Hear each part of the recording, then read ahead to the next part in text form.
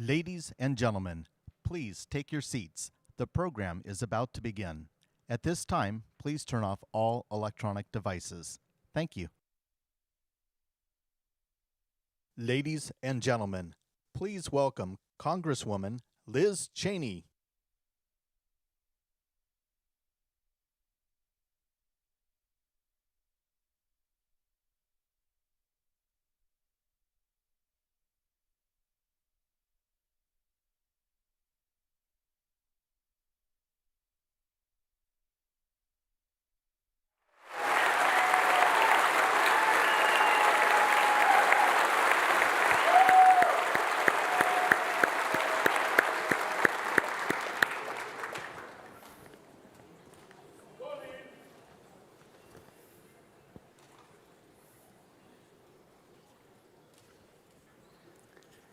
Now, before we begin, I just want to share that we received word that there may be folks here tonight who intend to disrupt our guest.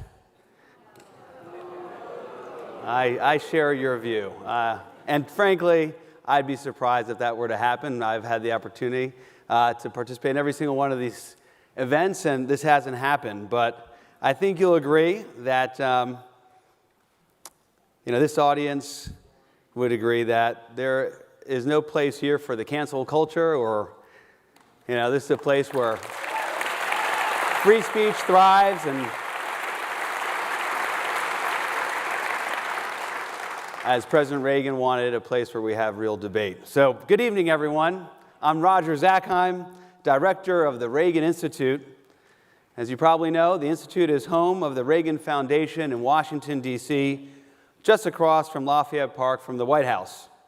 And about a week or so ago, we had our grand opening, so we are 100% ready for every single one of you to visit us in Washington, D.C. Now, as is our tradition at the library, in honor of our men and women who defend our freedom around the world, please stand and join me in the Pledge of Allegiance. I pledge allegiance to the flag of the United States of America, and to the republic for which it stands, one nation, under God, indivisible, with liberty and justice for all. Thank you. You may be seated. Now, before we get started, there are a few people in the audience I'd like to recognize. First, Matt Jacobs, former federal prosecutor and running for election to represent California's 26th congressional district. Welcome. I want to welcome the city council members from the county of Ventura. Thank you for being here this evening.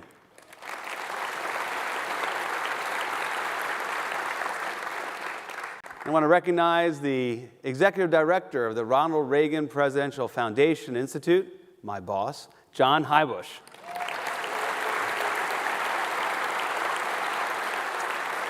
Now, tonight is once again my honor to welcome you to the Reagan Library for the latest installment of our Foundation's speaker series, A Time for Choosing. Many of you have attended this series over the past year, so you know this series takes title from the 1964 nationally televised speech that launched President Reagan's political career. But tonight, I have another speech on my mind delivered by the namesake of this library nearly a dozen years after he delivered the speech. I'm thinking back to the fall of 1975, when a former Republican governor announced that he was running for president and would challenge the sitting Republican president, Gerald Ford, for the Republican nomination. On that day, and the weeks and months that followed, Ronald Reagan flouted political etiquette, took on the party establishment, and challenged the sitting president all the way to the convention floor. Why did he do this? Because he believed, and I'm quoting him now, we must offer progress instead of stagnation, the truth instead of promises, hope and faith instead of defeatism and despair, end quote. If we offer these choices, Ronald Reagan said on that fall day in 1975, quote, The people will make those decisions which will restore confidence in our way of life and release that energy that is the American spirit, end quote. Take it to the people. Give them a choice. They will choose the path that restores confidence in our way of life and releases the American spirit. An unusual moment, no doubt, especially coming from the person who championed the so-called 11th commandment, that a Republican should not speak ill of a fellow Republican.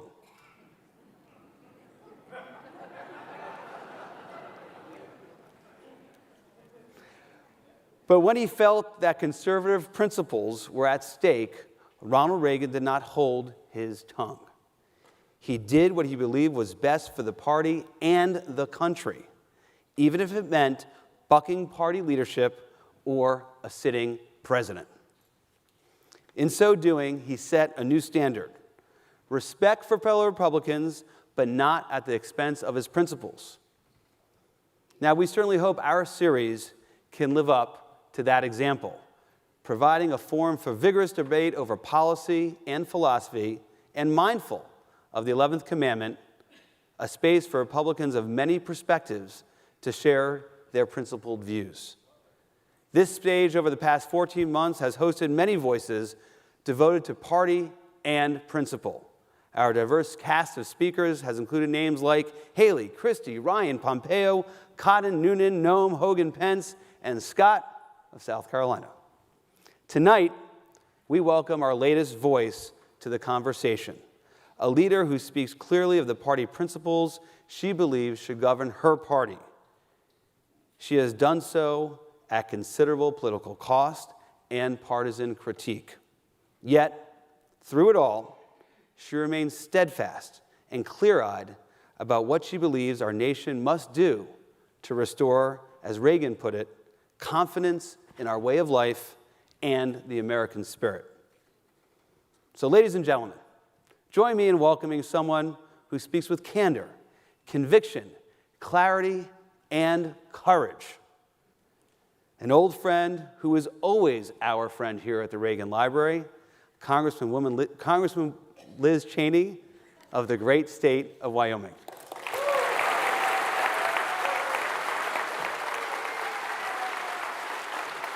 This is awesome. Go get him. Thank you. Thank you all. Thank you very much. Thank you. Thank you. Thank you. Thank you. Thank you. Thank you. Thank you all very much. Thank you so much. It's wonderful to be back at the Reagan Library. Thank you, Roger. Stephen, thank you. Thanks for everything you all do. It is really, it's a wonderful, wonderful place. I've been here a number of times over the years at the Defense Forum. I've also been here twice with my dad, 2 times when I helped him write books, and we came and did a father-daughter discussion, I think here on this stage, actually. I'm going to tell a story on Roger, though. We were just walking in down the hallway, and there are wonderful pictures on the wall that you've all seen of all of the speakers. And Roger said to me, "Oh, look, over here." And I looked, and it was a great picture of my dad on this stage that I'd been cut out of. So it's okay. He deserves the spotlight. So.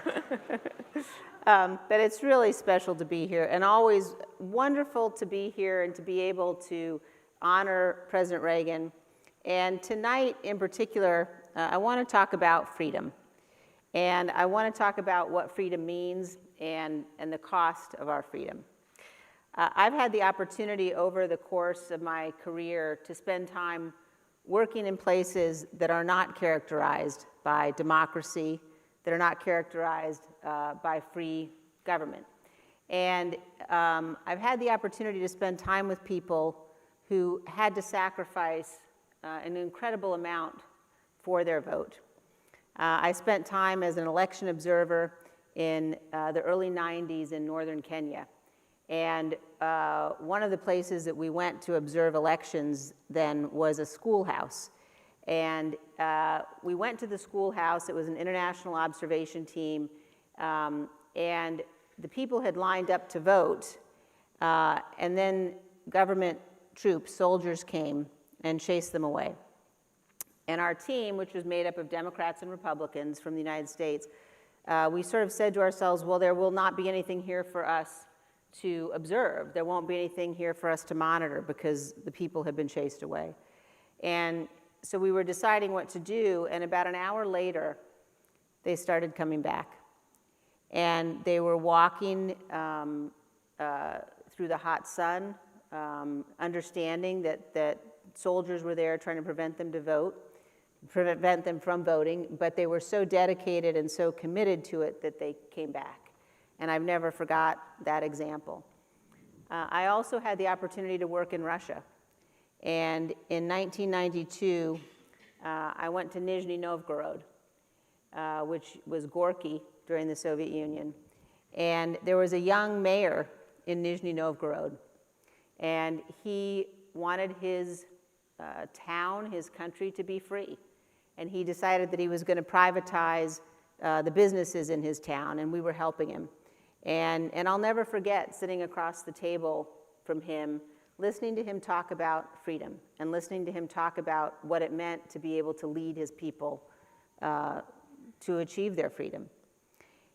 This man's name was Boris Nemtsov, and he was subsequently murdered by thugs at the instruction of Vladimir Putin, murdered because he was a threat to Putin, because he stood for freedom.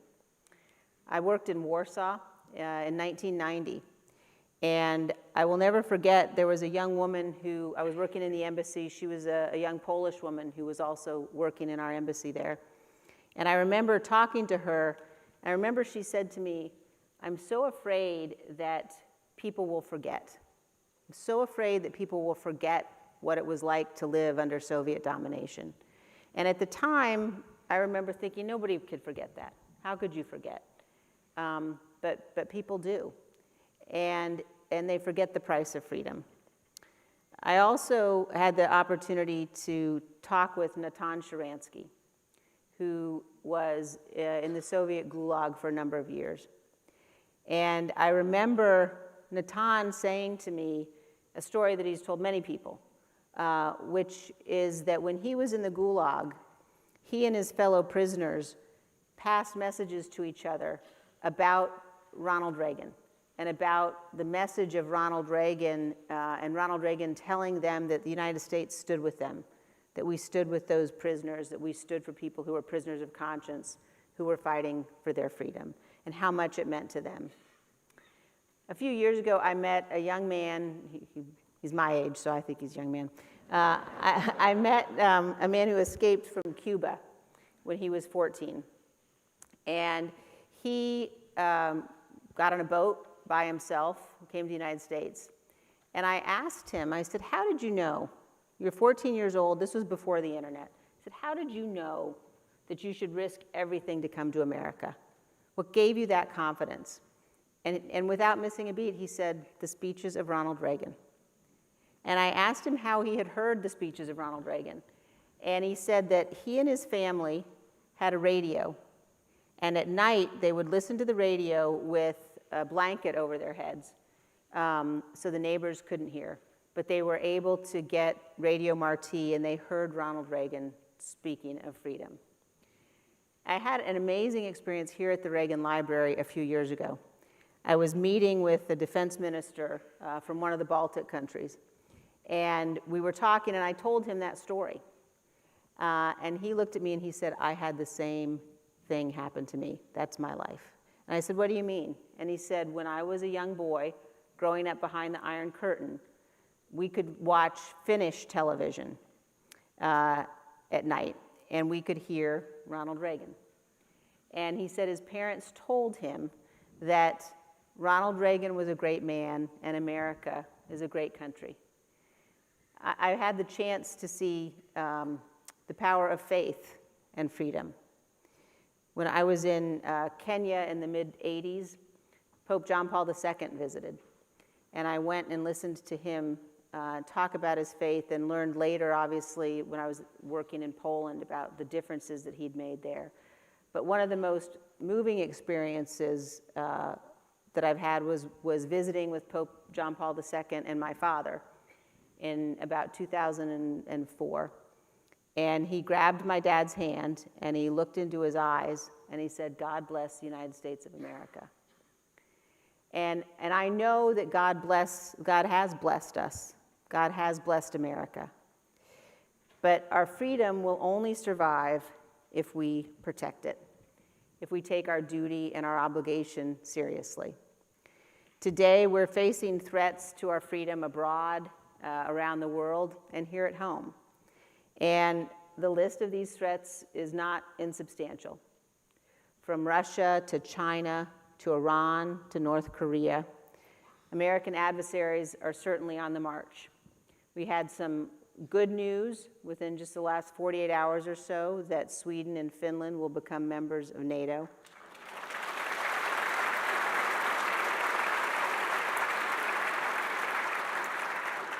And I think it's an important lesson to Vladimir Putin, that is the opposite of what he had expected. If he had hoped that his invasion would lead to weakening NATO, he's managed to expand NATO. And I think that's an important message. Here at home, we have significant challenges as well. The Biden administration economic policies have contributed to the worst inflation in 40 years. We're watching the expansion of government regulation that kills jobs and economic growth. And the situation at our southern border is unsustainable. It's dangerous and it is reckless, and we must get control of our southern border. I'm a conservative Republican, and I believe deeply in the policies of limited government, of low taxes, of a strong national defense. I believe that the family is the center of our community and of our lives, and I believe those are the right policies for our nation. But I also know that at this moment, we are confronting a domestic threat that we have never faced before, and that is a former president who is attempting to unravel the foundations of our constitutional republic. And he is aided by Republican leaders and elected officials who've made themselves willing hostages to this dangerous and irrational man. Now, some in my party are embracing former President Trump. And even after all we've seen, they're enabling his lies. Many others are urging that we not confront Donald Trump, that we look away. And that is certainly the easier path. One need only look at the threats that are facing the witnesses who've come before the January 6th committee to understand the nature and the magnitude of that threat. But to argue that the threat posed by Donald Trump can be ignored is to cast aside the responsibility that every citizen, every one of us bears to perpetuate the republic. We must not do that, and we cannot do that. Ronald Reagan said it is up to us in our time to choose, and to choose wisely, between the hard but necessary task of preserving peace and freedom and the temptation to ignore our duty and blindly hope for the best while the enemies of freedom grow stronger day by day.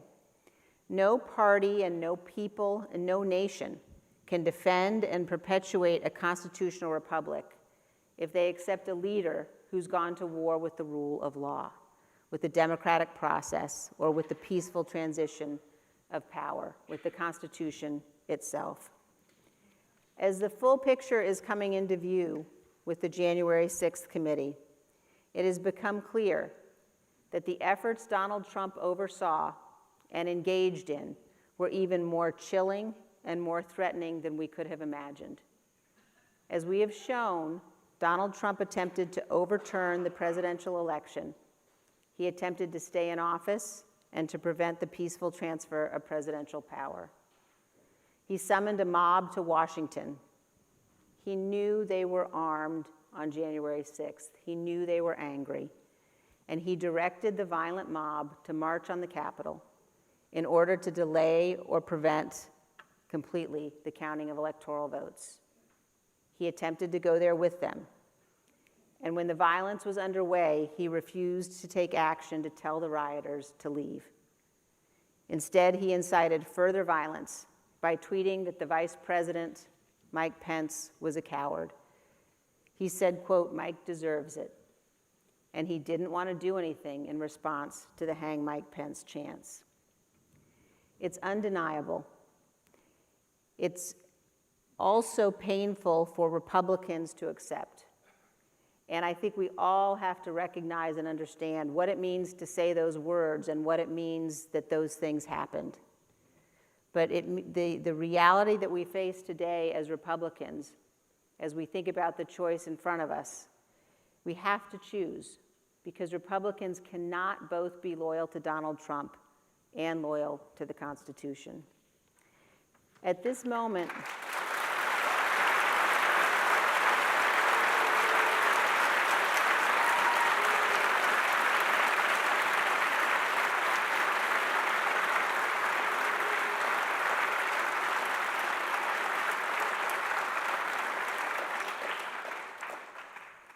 and as we think about this choice, and as I think about how I come to this choice, the first thing that I think about is that I come to this choice as a mother, committed to ensuring that my children and their children can continue to live in an America where the peaceful transfer of power is guaranteed. We must ensure that we live in a nation that is governed by law and not by men.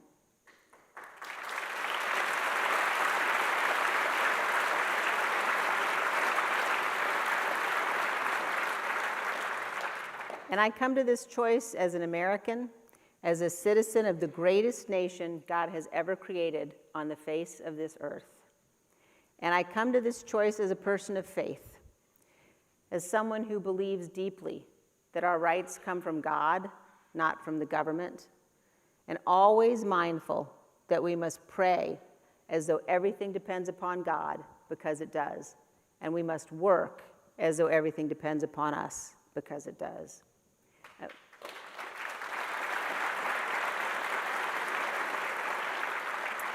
America is exceptional. We're the exceptional nation. We're a good and a great nation. And our history teaches us that ordinary Americans in every generation have done extraordinary things. They have done heroic things. Our men and women in uniform have made the ultimate sacrifice to defend our freedom. And that task is now ours. In his inaugural address, President Kennedy said this. He said, "In the long history of the world, there have only been a few generations that have been granted the role of defending freedom in its hour of maximum danger. And today, that responsibility is ours." And what a magnificent responsibility that is, and what a blessing it is that that is our duty and our obligation. But my fellow Americans, we stand at the edge of an abyss, and we must pull back. We must pull back. One of my Democratic colleagues said to me recently that he looked forward to the day when he and I could disagree again.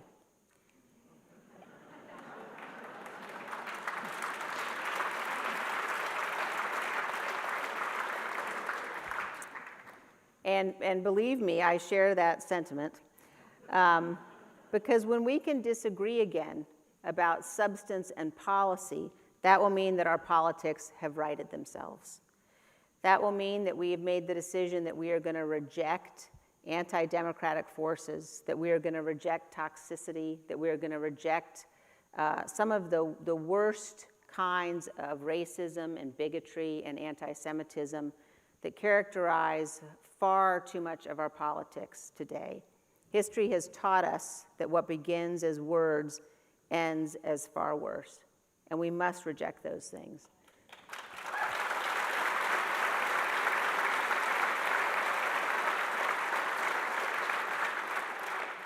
So while I know that we will come to a day when we can begin again to disagree on substance and policy, I think it's important for us to take this moment to agree what that future should look like. I think it should be a future where our political leaders are serious, where our political leaders are worthy of our support, where they're prepared, where they're substantive, where they defend principle, where they abide by their oaths of office.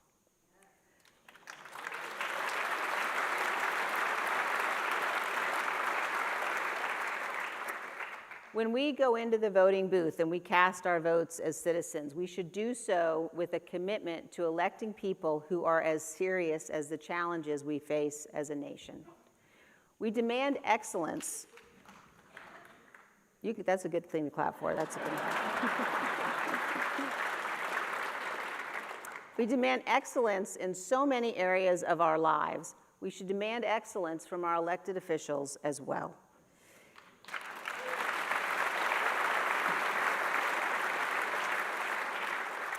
When I was first elected to Congress, I made a real effort. I took the opportunity each time we had a vote to go onto the floor and to find a member I didn't know on either side of the aisle, and just to go sit next to that person and talk to them and learn about their life and learn about why they had come to Congress. And I will tell you without exception, even people I have fundamental disagreements with about every issue, everybody that I sat next to and talked to in that way had an amazing story. And they were in Congress for the right reasons. We might have disagreed, but they were there because they love their country and because they want to serve their constituents. And that's a valuable thing for us all to remember. Now, I am not saying that we should minimize our policy differences. They're big and they're real. I believe, for example, that the most important obligation of the federal government is to ensure the defense of our nation.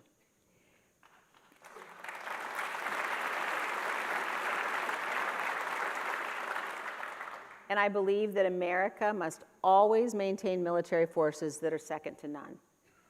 I believe we must be clear-eyed about the threats we face, and we must dedicate the resources necessary to ensure deterrence. Our enemies must never think that they can prevail if they attack.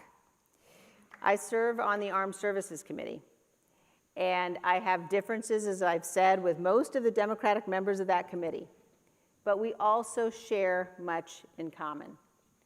Among my most competent, honorable, and serious colleagues are a group of women veterans that I serve with on that committee.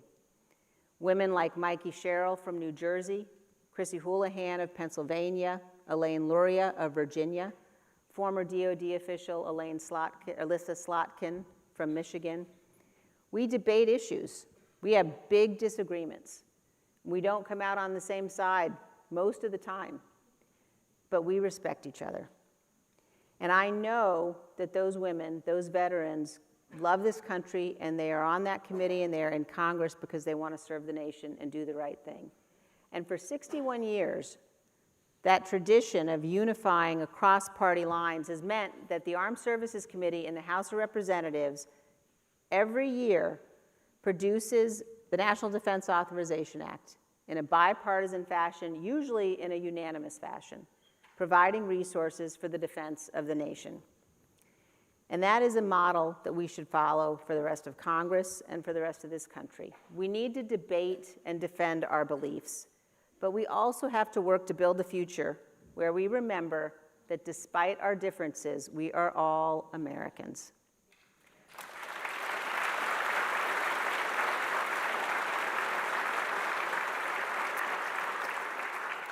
We need to build a future where we acknowledge that our political battles and our disagreements will be intense, but where we do our best not to descend into vitriolic partisan attack. Now, I say this as someone who is admittedly as guilty as anyone else. I have certainly, in my career, engaged in my share of ferocious partisan attacks. I've been on the receiving end of some ferocious partisan attacks, too. But this time, this moment in our history demands more.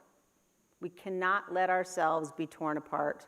That is what our enemies hope for, and that is what our enemies are working for. Our founders provided that every elected official would swear an oath. And it is not an oath to a party. It's not an oath to an individual. It is a solemn oath that we swear before God to support and defend the Constitution of the United States of America.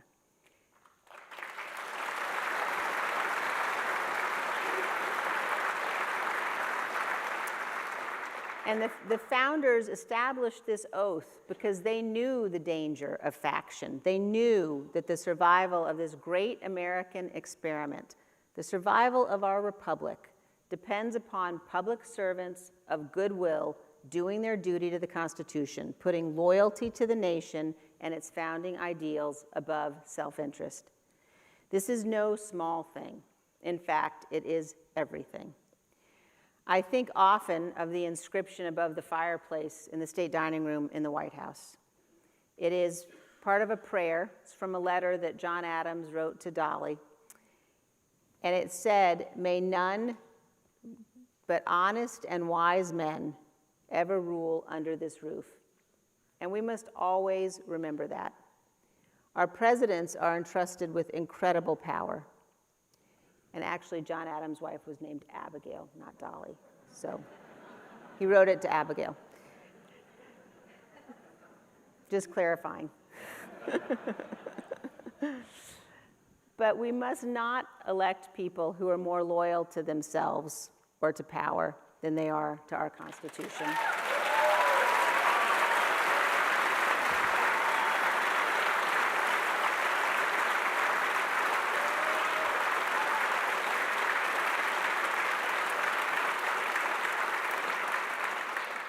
Despite all of the challenges we're facing, there is so much that gives me hope for this great nation. I see hope and I see the future in the eyes of my 5 children. A wise woman once told me when my children were babies, she told me this lesson of motherhood.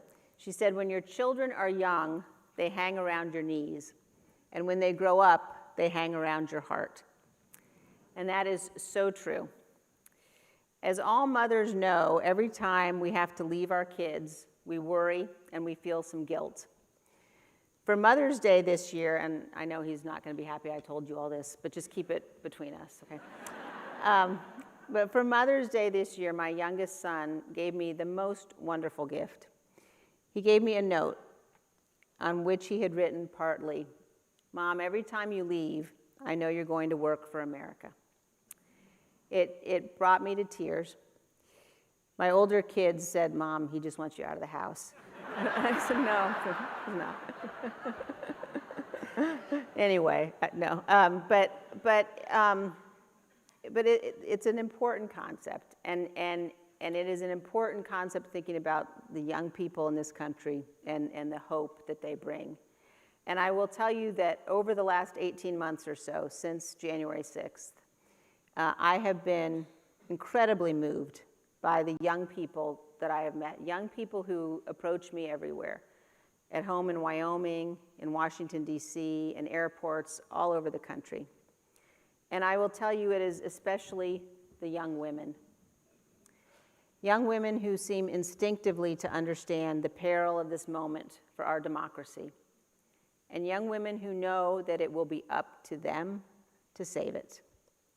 And I have been incredibly moved by young women that I have met and that have come forward to testify in the January 6th committee.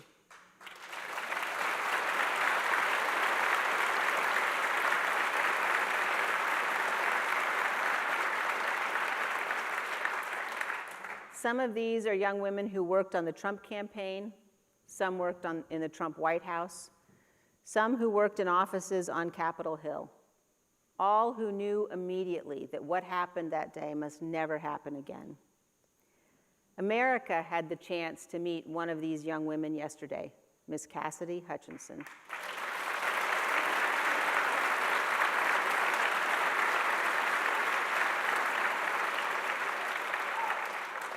Her superiors, men many years older, a number of them are hiding behind executive privilege, anonymity, and intimidation. but her bravery and her patriotism yesterday were awesome to behold.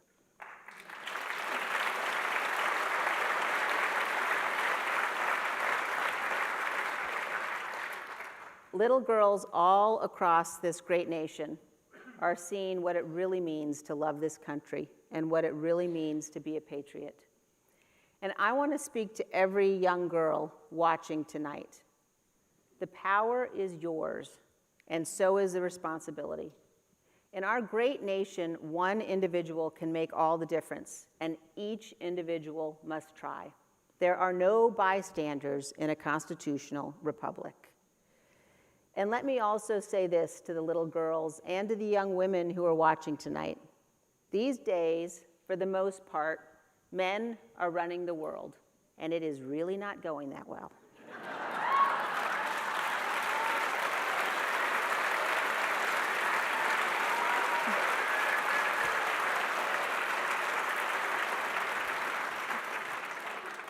So let us all, as we leave here tonight, let us resolve that we will embrace the grace and the compassion and the love of country that unites us.